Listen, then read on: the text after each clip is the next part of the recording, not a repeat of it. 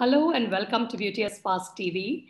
We're honored to have with us today Sudheer Koneru. He's the founder of a startup whom we all are talking about these days, and that is Zenoti. Zenoti, of course, is a software as a service SaaS firm, and it is today it's in our face more than ever, and whereas it's been in the beauty industry with salons and spas and medi-spas for about a decade now, or over a decade. And it's been subtly helping people process their businesses across India and across 50 countries around the globe. And today we are talking about Zenoti more so because it has, we taken proud in as Indians to share that Zenoti has entered the Unicorn Club. So what is the Unicorn Club? And as we talk, Unicorn Club is a term in the business world to indicate a privately held startup company valued at over $1 billion. So welcome aboard on Beauty Espace TV, Sudheer Koneru, and many congratulations on this huge, humongous kind of achievement of entering the Unicorn Club. Thanks, Ritoo. Thanks. Happy to be here. You're welcome. So, Sudheer, we will start by, of course, talking about the most eminent, most important question, and which is about your, having entered this club. We would like you to obviously share about how, as personally, how it is for you, how do you feel, and what does it mean to you and the business in general? I mean, I think Unicorn, I would say it's more of a milestone for our employees and for generally our customers and, the investors, etc. But more so for our employees, I would say, because, obviously they've been working at this for, several years now. We have almost been in this business for 10 years, as you said. And, so it's been a long journey across multiple geographies, etc. So, at the end of the day, while we have very core purpose and values in terms of as a company, what guides us, but having good financial results is also an important element for all the employees. So obviously evaluation, but most of our employees do have stock options and stock in the company. So that creates real wealth and real value proposition for the broader employee base as well. In that way, it's very meaningful milestone. But I think it's still a step in the journey of what we are trying to achieve here in the industry. So, yeah. So would you like to, advise the aspirants, because we have a dozen this year, maybe because it's the COVID year, and still we have a dozen, unicorns coming up this year. So what's your advice for the aspirants? For the aspirants to be unicorn, I would say, the one thing that has guided us, I mean, it's different for different industries and segments, I suspect, but, one thing that makes sense when you're early in your business and trying to build a larger business is to be very clear about who your customer is, who you want to sell to, etc. And that has really been a guiding principle for us at Zenoti, in the sense that when we started off, we really focused on the larger businesses. And if you look around, even in India, many years ago, we just focused on, the big brands like Enrich and Lakme and JCP and, Envy, or, these are all like O2 Spa or whatever kind of stuff, because that was our focus. I mean, now we could have, of course, gone and sold to every small player as well. But I think we really didn't go to the small players because we just chose to say, no, we are building a software which is going to cater to the needs of the larger enterprise. And that will make us continue to be better and better in serving their needs, kind of stuff. And even within that niche, I would say, we didn't go to hotel spas, we didn't go to Taj, Jiva as a hotel chain, or, there are other hotel spa chains as well. We just told ourselves, no, initially let's focus on the high street salon spa because we are solving their problem properly. And then later brought in, things like hotel spas and Taj hotels and all that kind of stuff. So choosing very carefully, saying, hey, this is the kind of customer I want to focus on, helps you to build your product and your company around the needs of that customer base kind of stuff. Sure, fantastic. So I believe you're working with over 12,000 businesses across 50 countries. And that must be a complex maze to, unravel and, work with, because, given the cultures and the way, salons are operated, that in India, we have a lot of unisex culture happening, whereas in the West, you have a lot of, separate hair dressing and other services are separate. So how do you kind of negotiate that difference? Yeah, so that has been a big challenge for us. It goes back to my previous comment, which is, even in the nature of business between the US and India also is very different. In the US, for example, you have membership programs which are defined to be very different. You pay, $60 a month and you get one massage a month or something like that. Or in India, our membership programs are different. You pay 2,500, you become a club member, so you get discounts on a regular basis, kind of stuff. So the software needs for both segments are very different. So we've had to navigate the needs as we go from one geography to another geography as well. Second is within, as you said, there are barber shops, there are nail salons, there are waxing salons, there are very high-end luxury salons where you do everything in the same place. You can go in and get a hair and skincare and nails done at the same place, and the hair. Maybe the pricing for a haircut is not always the same. There's a senior stylist, it's more, junior stylist, it's less. And the complexity of how you mix it up, and then the order in which you do services matters. If you book the time for the stylist in the wrong order, then it's like, hey, I can't do this facial now, go get your hair done, then I'll do it, or whatever the order is that this business prefers, right? So the complexity of needs does become bigger. So one thing we've had to navigate is we've had to say, look, our product works well for this, so do this, sell to these people, and work on the features required to go towards the luxury salon of variable pricing by stylists and all that, and then go sell to them. So having the discipline to segment the whole industry, because a lot of people outside, I know you are in the industry, so you know the different nuances are different. A lot of people outside just think, yeah, it's all salon spa, it's one industry. We see it as, multiple niches within it that we cater to, kind of stuff. Sure, that absolutely makes sense. In India, as you said earlier, you've been following a strict policy of working with the high street salons and spa chains. So will that change now with the investment and things coming in? Yeah, I do hope so. We do want to see our purpose and brand value and mission is more around the fact that we love the industry. Even the reason I got into this industry was. I was obviously from software world. Didn't know anything about spa salon. And most of my friends, when I started doing this, they were like, what are you doing building software for spa salons? Are you crazy or what kind of stuff? But, I really got very connected to the wellness space. And I viewed wellness as, a broader spectrum of spa, salon and fitness, everything combined. Because even in salon, people think, oh, we don't go into, when people come out of a salon, if you ask them, how do you feel? They don't just answer saying, I look pretty or I look beautiful. They say, I feel confident, I feel good. So this is one of the few industries where people allow, the consumer allows the business and the stylist to come into their personal space, to touch them, to touch their hair and all that stuff. In no other industry that I know of that at that scale that an industry influences people to feel good, whether it's the fitness, yoga, spas and salons, etc. So we passionately believe that, hey, the best way to help the world is help people feel good. When they feel good, they go on to find their greatness, kind of stuff. So we are passionate about the space that way. And our goal is to help the broader industry to feel good so that the practitioners can do their craft even better. Now, towards that light, naturally to your question, just saying we'll only work with the large enterprises leaves out a very large portion of the industry that we are saying, hey, if we are true to our purpose, then aren't you going to work with these folks? So we are working towards that, but I think it'll be probably more later, second half of this year, 2021, when we are going to have, a version of the product which really is simplified, caters to that segment and addresses their needs very well, kind of stuff. So I'm looking forward to it, but that will enable us to scale even more in 2022 and beyond. And that's when I think we'll get very active in India in a more broad way. All right.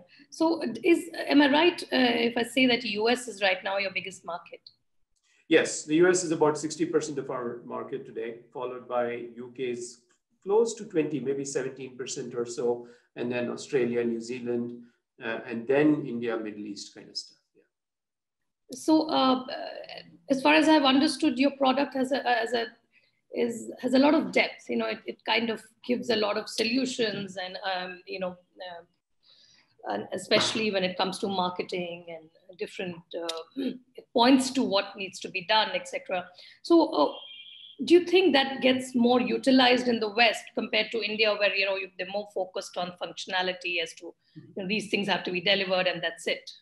What's your experience been? No, I think even in India, they do get used quite a bit in terms of marketing, in terms of, reminding people, but maybe in a more simpler sense, because India is as much, about using text messaging and email and WhatsApp and multiple channels. So I think there are some improvements in our platform we have to do to integrate with things like WhatsApp, because that's the more mainstream communication, whereas in the US, texting is the more mainstream communication. But in terms of message targeting and doing marketing, like finding your high value guests who have not come back, or ability to upsell, like people who have tried certain services but not tried certain other services which you think they should be trying, those are all things which even in India everybody does use, kind of stuff. But yeah, granted that some of the stuff in the US is better integrated, in the sense the culture has moved in the US towards more online booking, not calling the store and putting your card on file online, etc., kind of stuff and all that. So when you go send out a marketing offer, it integrates directly with the online system to be able to make a booking right then and there with the discounted price,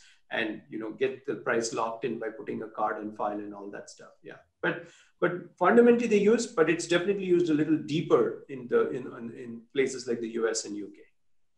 I still feel, Sudhir, that in India, salons are not really, kind of taking pains to study the history of the client, or the client who's a regular also, trying to understand what color she had used last time. And there's so many things that a software can do. So that's my perception. What do you say? Yes. Yeah, and you're right about that, in the sense that what I mean there, that when I said that also, is our software allows for a lot of that richness. Now, some of the stores in India are more savvy. They actually have somebody who's looking at it and doing it, but not as much as in the US. The US, they are very active. It's a very competitive space in the US in terms of salons, and mature as well. So, yeah. Sure. So my next question would be about, the marketability, because right now we are in a pandemic situation, but even otherwise, the competitive situation in the salon was, bursting at its seams, and there is so much of poaching happening, and those are other issues. But right now we're talking about how your, software would help in solutions like in the marketing and things like that. Yes. So see, actually, if you take a step back in the US also, this has been a tough year. I mean, everywhere due to COVID, stores have been totally shut down. People were laid off for a couple of months. It was really bad in the industry. But in spite of that, we have actually grown like almost 100% this year, kind of stuff, or rather more than 100% this year. And so that's kind of weird, because how could you grow 100% when everybody's shutting down? They don't have money. What's going on here, kind of stuff, right? So what we found is that, we made sure our technology really enables people to like book from the phone or book online, go into the store. We have a geolocation-based check-in. So when the customer is close to your shop, the stylist phone gets alerted saying, hey, your customer is about to walk into the store, so that they can come to the front desk and not make the customer wait, kind of stuff. And then when they're done with the service, the employee can on their own phone say, I'm done with the service, kind of stuff, like an Uber ride is done or Ola guy. And then the customer's phone pops up and says, okay, we have to collect this money, and they can pay a tip and they leave. They don't need to take out a credit card, go to the front desk, stand in line, wait in the lobby. So we are reducing all the contact points across the board. And, so such an experience obviously is an elevated and a nicer experience for salons to offer from a technology perspective, whether it's COVID or no COVID. So it might have taken us, 3-4 years before slowly more salons open up to this new age way of doing technology and all that. But COVID in the US really forced businesses to consider this change faster. So, in many industries, they say COVID has brought change which might have taken 3 to 5 years in our social lives to be faster in society. So same way in our business, I feel, especially in the US and in the UK, we've found meaningful results where businesses have been willing to say, hey, I will reopen not just with the best sanitation standards, but I'll reopen with the best experience of customers and how they engage with my brand kind of stuff. So, so that way it is very relevant here and now for businesses to, in India also, to have such elevated experiences, have, check-ins that happen through the phone, not through the front desk, not making people wait, and all those aspects. So that's what is driving some of the adoption aspects of our business, and making customers comfortable with engaging with businesses. Okay. And anything that you would like to talk about as far as marketing is concerned, other than no-touch solutions? Yeah, from a marketing perspective, I think, so this is the stage where I would say, when you reopen, again, consumer is very inhibited about saying, should I go into the salon? I mean, maybe it will COVID and I don't want to go in. And, of course, I see there's so much social marketing and other things that all the salons in India are doing to highlight, hey, we have taken so many precautions, we are safe, you can come back into the store and all that kind of stuff, right? But I think having, encouraging new ways by telling people who did come, by looking at that, to do referrals or refer friends and family, saying, hey, I went here, it was pretty safe. And, investing a little bit of referral marketing money, where say, okay, if you refer a friend, I'll give you $10 and the other person gets also $10. It's a good way to jumpstart the whole thing again, saying it's almost like you're trying to rebuild your business. So there's out of the 100% of your business, 50% of people are willing to come in and try it out again, saying, okay, I'll go, I trust the brand. But the remaining 50 again have to come back. So I think referrals is a very good way, and reviews is a very good way to drive awareness that, okay, my salon is actually very safe. You can come back in now, kind of stuff. Sure, that's fantastic. Now we will love to hear about the the cutting edge technologies that are sort of merging into all kinds of businesses, and like AI, and what is it happening when it comes to augmented reality in our industry, after artificial intelligence in our industry? Could you just tell us? Yeah, at least in the AI space, we are being very active, because when I say, right, our purpose is to say we want to really free up the stylists to focus on their craft and not waste all their time on, did we collect the money? Did I get paid? Was the tips correct? Was my commissions correct? And this is all like a thing which they have to worry about. So we are trying to do more AI-based algorithms to take away the mundane and the day-to-day operational tasks for the business. So to give you some examples, outside of the fact that, I highlighted earlier that just like Uber takes care of collecting money, collecting tips and everything, we also settle the money. We can pay the provider, we can pay the employee directly in their bank account, so that, everybody gets their money, nobody is wasting time, and they trust the platform that Zenoti is taking care of it, kind of stuff.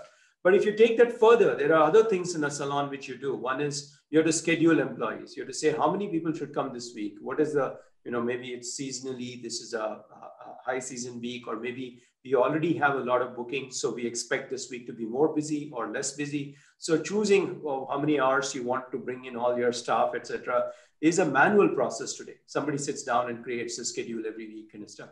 So we have built algorithms which will decide, like, no, I think I only need so many hair people and skincare people from noon to 4 p.m.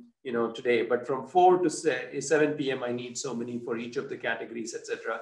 And then to get the employees scheduled in based on that. So that's like taking out a lot of the mundane work that people do.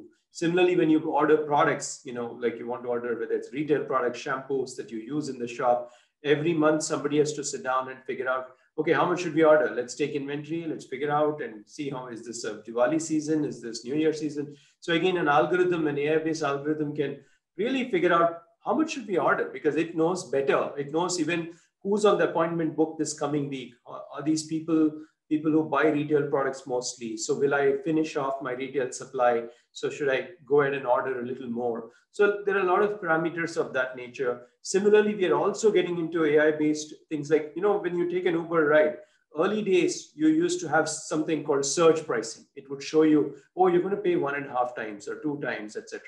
Over time, they stopped showing you. Now they just show you this is the price. You kind of trust the platform, and it's actually an algorithm that you're trusting. It's saying, look, I'm making the best decision both in the interests of the consumer and the driver. I'm trying to maximize the value for the driver when there's high demand, and otherwise I'm maximizing the consumer's value when there is very low demand and there's too many drivers in the road.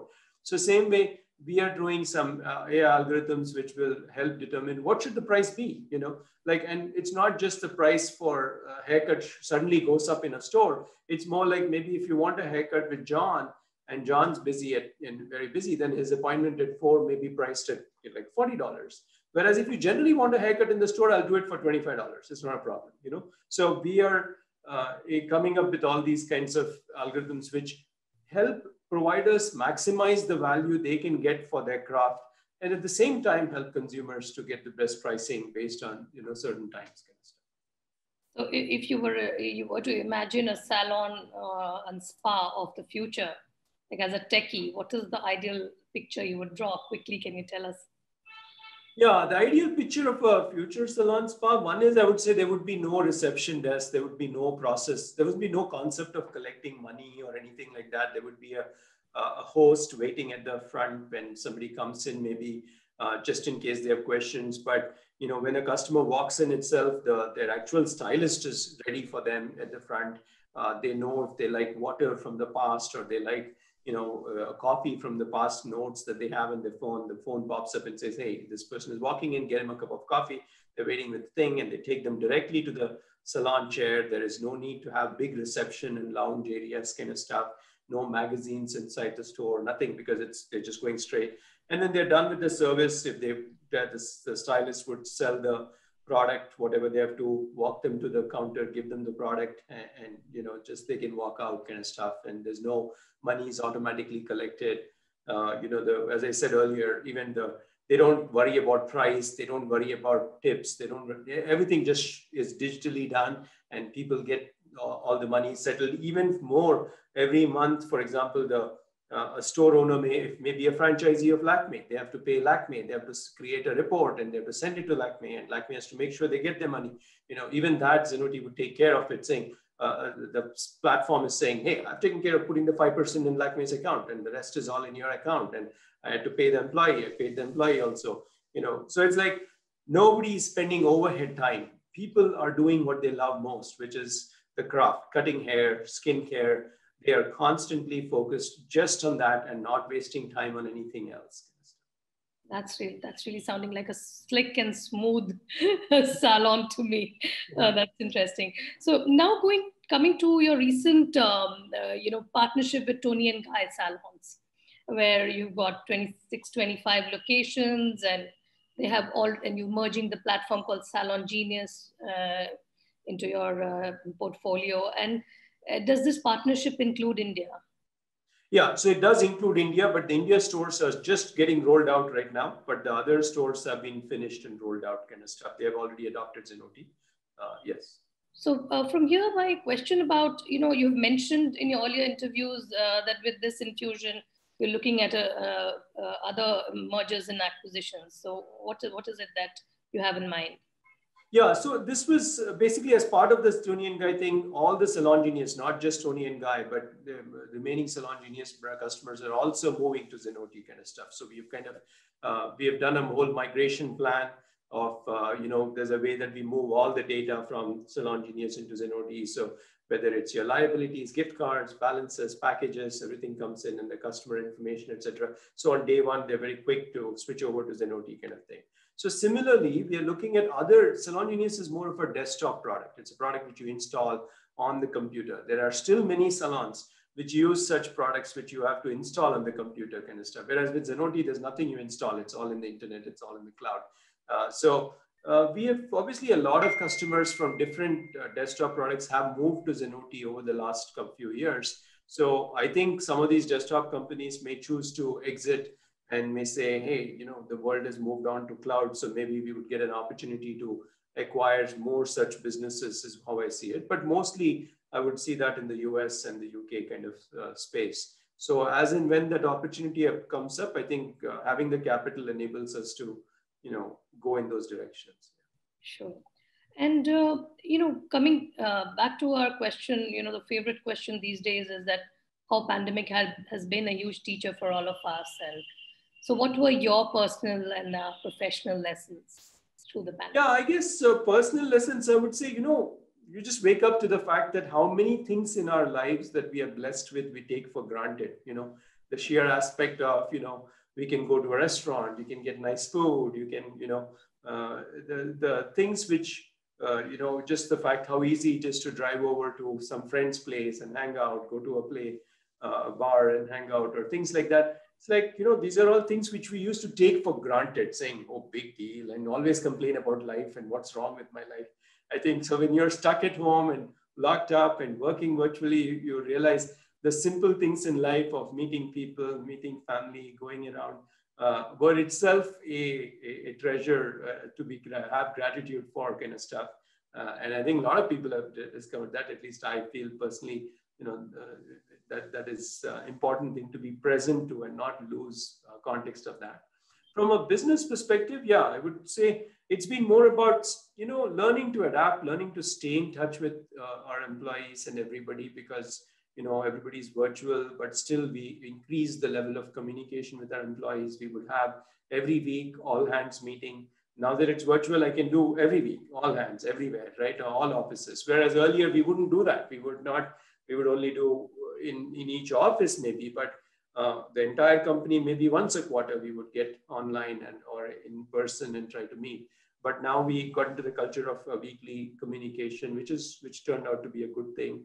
Also, but to continue to remind people around wellness, because we have wellness as a big initiative. When you're stuck at home, people can start ignoring their health, investing really a lot in terms of online yoga classes, breath work, meditation, all the things. So we invest in all those kinds of things as well, to say, because keeping people healthy and safe and not depressed or feel negative was a very big, important job.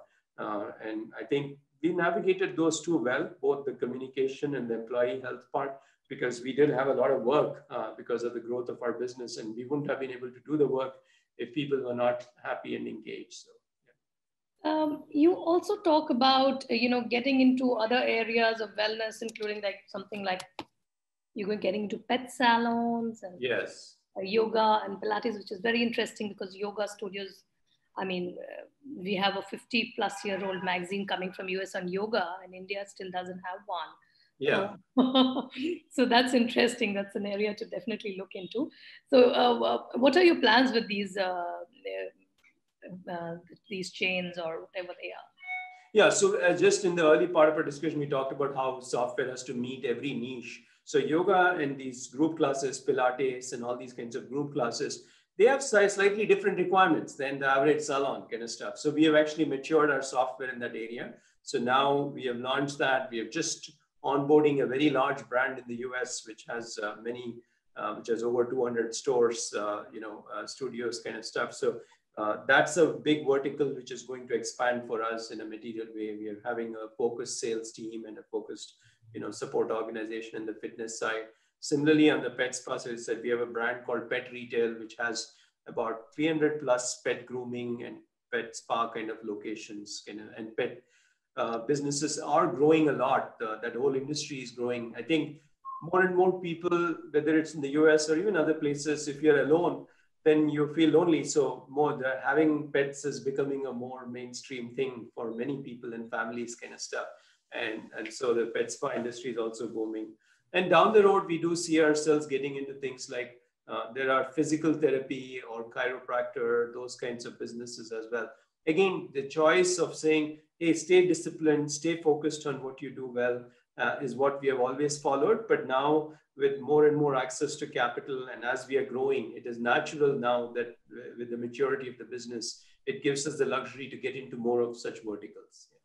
That'll be interesting because India itself has so many Ayurveda chains and such interesting service aspects to wellness.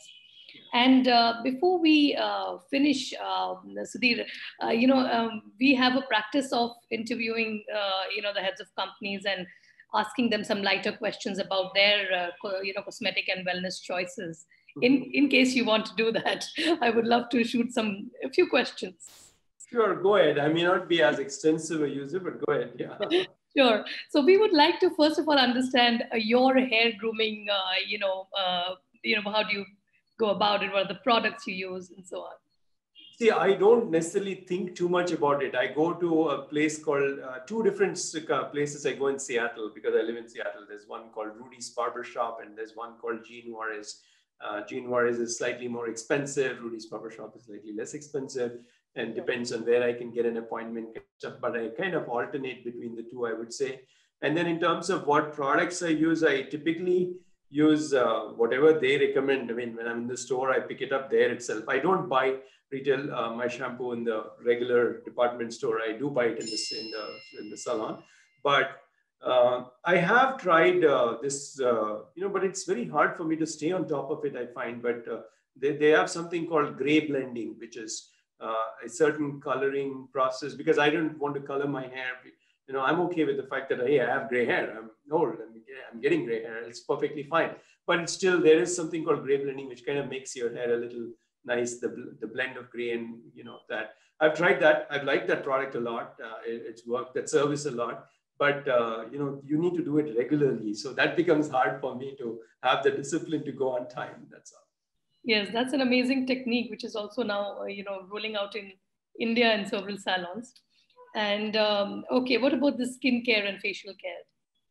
Skincare, facial care is not something which I've been very extensive in the salons, I would say. But I use products like from Aveeno, or there are some products in the US which are easy off-the-shelf products for, kind of thing, but not in the salon, not very. I have obviously tried stuff. I've tried extensively. Dermalogica is one brand which I've really, thought is very unique and very different in how they do their skincare. And I've tried that service many times. But now with the whole startup world, I'm like really engrossed in stuff. So I don't think I make as much time to go do that. Yeah. Sure. What about, men have this thing about fragrances they use, so any particular choices you have, or you're okay with anything? Yeah, if anything, I use a very simple fragrance. I don't know if you know, it's called 471. It's a very oldest brand of, I think 4711 or 471, you may know. It's one of the oldest fragrance brands in the world, kind of stuff, but yeah. Sure. Okay, that's interesting. I need to explore that. Yeah, it works as an aftershave, it works as a fragrance, it works as everything. It's a very, yeah. Okay, fantastic. What about your wellness choices? How do you maintain your good health? And, since you are, business is growing exponential, I'm sure that, stress also comes exponentially with it. Yeah. How do you control that? And yeah, so that's an area where I'm very well invested, I should say. I have the discipline to do yoga most of the days in the morning. I'm fairly disciplined, except that I do have sometimes responsibility where I have to take care of the house. There are kids who wake up at a certain time and then have their breakfast and my meetings. So some days I may miss it, but I don't like it when I miss it. But I do yoga pretty regularly and do some of my breath work with the yoga. And I think that really prepares me for the day. The day when I do yoga versus when I don't is a whole different person I would be. I think maybe it's with age, because younger people can feel the same no matter when you're 20-year-old, but when you're into your 40s and 50s, it becomes that you have to really, the yoga helps me be very alert throughout the day, kind of stuff. So that's what, and then in the evening, every day I go for either a walk or a run. So I've always chosen to live in places where I have access to a good park or something. So in Seattle, I live on a nice area called Green Lake Park. And so we have the religion, me and my sons, we go for a run pretty much every day in the evening for about 5 kilometers. So that way, those are the two things which I have discipline of. I revolve my life around those two things, kind of stuff.